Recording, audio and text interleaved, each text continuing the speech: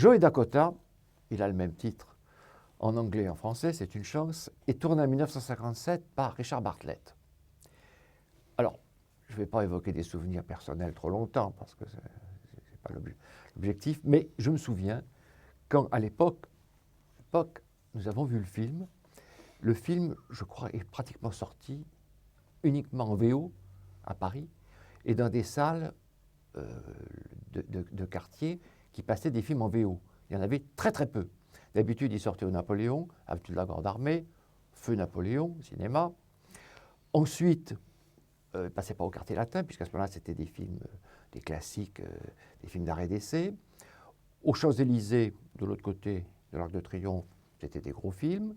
Mais il y avait une petite salle qui s'appelle le Magic Sharon, qui était donc du côté de Haute-Charonne, comme son nom l'indique, qui passait des VO. Et j'avoue que c'est là où nous avons découvert, avec une grande surprise et un grand bonheur, ce Joe Dakota d'un cinéaste qu'on connaissait très mal, qu'on connaît d'ailleurs à peine mieux aujourd'hui. Bon, qui c'est Richard Bartlett? Il a commencé comme acteur. Il est notamment acteur dans La Charge sur la rivière rouge, de Rudolph Maté, qui est un des rares westerns tournés en 3D. Et il y a ensuite une espèce de corpus, pour employer un mot à la mode, qui est en deux parties.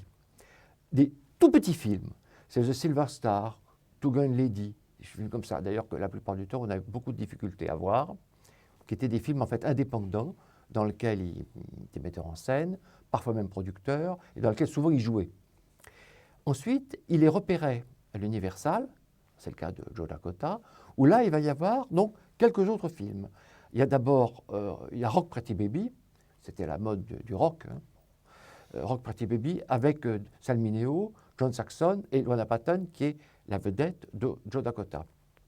Il y a Joe Dakota, il y a Money, Women and Guns, L'héritage de la colère, que j'espère bien on pourra récupérer un jour. Ça, c'est très très bien, parce que c'est un film tout à fait curieux. Il y a une intrigue, c'est comme un film noir. Qui est-ce qui va hériter d'un prospecteur qui vient de mourir? Je ne vous le dirai pas, parce que si jamais on trouve le film, vous aurez une vraie surprise. D'autre part, il y a Slim Carter, qui est un peu moins intéressant, et il y a I've Lived Before, qui est une espèce de film de science-fiction sur on se demande s'il a vécu, etc. Bon. Et il va avoir comme vedette d'élection Jock Mahoney. Jock Mahoney, pour toute personne qui se souvient du grand cinéma hollywoodien, c'est quelqu'un à qui nous devons beaucoup parce qu'il a été l'un des très très grands cascadeurs d'Hollywood à la grande époque. Il a été cascadeur pour John Wayne, pour Gary Cooper, pour Rod Cameron, pour Errol Flynn. C'est lui qui double Errol Flynn dans Montana. Et c'est surtout, si vous vous souvenez des aventures de Doug João, celui qui fait le superbe stunt, la superbe cascade sur l'escalier. C'est un saut éblouissant, et ça, c'est Jock Mahoney.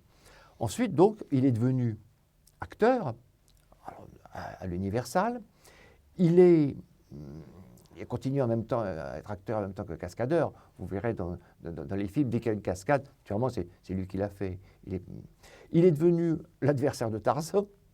Ensuite, il est devenu Tarzan.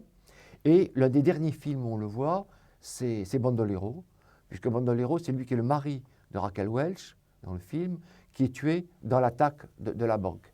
C'est un tout petit, enfin, pas une très très grande cascade, c'est une des dernières cascades, parce que de toute façon, il commençait à être un peu plus âgé, qui n'est pas très bon pour des cascadeurs. Il avait, je pense, le corps brisé en de multiples endroits, donc il fallait arrêter. Mais en fait, Jock Mahoney, il est très très très bien, parce qu'il a cette espèce de nonchalance, un peu comme Randolph Scott. On sent que c'est quelqu'un qui lui aussi a vécu, qui arrive comme ça dans une ville. On est tout à fait surpris. Et dans le cas de Joe Dakota, il est vraiment l'une des grandes réussites du film. Le couple qu'il forme avec Luana Patton qui a disparu elle aussi très rapidement. On se souvient d'elle en revanche dans Celui par qui le scandale arrive de Minnelli, où il était très très très bien avec George Hamilton, et dans Volupté, le film de Ronald McDougall avec Anthony Franciosa et Lolo Brigida, qui est un mélodrame qui mérite d'être redécouvert. Donc Joe Dakota, une fois de plus, quand on l'a vu, on a été très surpris, parce qu'il y a un ton tout à fait différent. Une fois de plus, alors quitte à redire un tout petit peu les mêmes choses, mais il faut les rappeler, et puis ce n'est pas parce que c'est un autre film qu'on n'a pas raison de ne pas redire les mêmes choses. Nous sommes dans la production de l'Universal, c'est une production très originale. L'Universal n'a pas les grandes stars, n'a pas les plus grands cinéastes, n'a pas les plus gros budgets, donc il travaille énormément sur les scénarios, sur l'atmosphère, sur des idées tout à fait différentes, et ça donne des films qui ont un ton vraiment tout à fait étonnant. C'est le cas de Joe Dakota, la manière dont on parle du pétrole, c'est un sujet très curieux vraiment que Joe Dakota. Il y a peu de films à ce point-là. Vous verrez, si vous l'avez vu, bon, vous le savez maintenant, si vous ne l'avez pas encore vu, regardez avec soin à quel point dans un film, qui est un film de série B, qui est un petit film, il y a un véritable charme.